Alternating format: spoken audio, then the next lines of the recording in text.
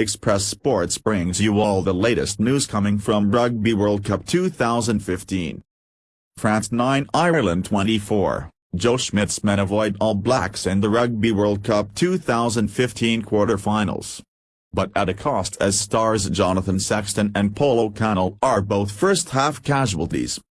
Johnny Sexton and Paul O'Connell were forced off with injuries, but Ireland still had enough to secure top spot in Pool D. Irish will play Argentina in the quarter-finals, while Les Bleus must face champions New Zealand. Ireland survived the loss of captain Paul O'Connell and fly-half Johnny Sexton to run out 24-9 winners over France and set up a Rugby World Cup quarter-final against Argentina after a brutal Pool D decider on Sunday. Second-half tries from fullback Rob Kearney and scrum-half Conor Murray gave the Six Nations champions a victory they fully deserved and sent the French into a quarter-final against reigning champions New Zealand back in Cardiff next weekend. The Irish will also return to the Welsh capital to face the Pumas next Sunday, but could be without O'Connell and Sexton, who both left the pitch through injury before half-time, as well as flanker Peter O'Mahony, who was injured after the break.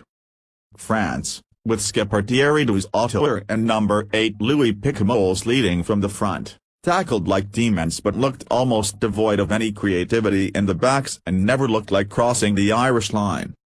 The roof of the Millennium Stadium was closed, but Ireland's fans in the crowd of 72,163 nearly took it off with a passionate rendition of Ireland's call, and the Irish players responded by tearing into the early exchanges. Twice Sexton kicked Ireland ahead, but twice France fullback Scott Spedding levelled the scores from long range, the second penalty from a metre or two inside his own half. In the 24th minute, though, Sexton pulled up gingerly after a tackle and had treatment on what looked like a groin problem. A minute later his game was over after Picamoles smashed into his ribs. Sexton's replacement Ian Madigan put Ireland 9-3 ahead with his first attempt at goal and almost set up the first try of the match when his pass sent winger Tommy Bowe through a gap in the defensive line. Bowe charged 40 metres towards the remaining French defender and got his pass away to Keith Earls, only for the outside centre to spill the ball with the line at his mercy.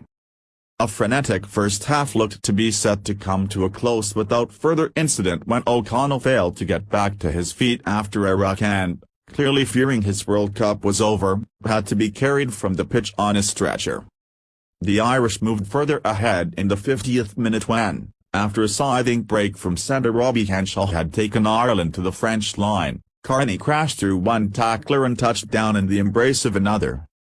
The Irish celebration was deafening but subsided into supportive applause only a few minutes later when O'Mahony caught his studs in the turf and became the second Irishman to be taken off the pitch on a stretcher.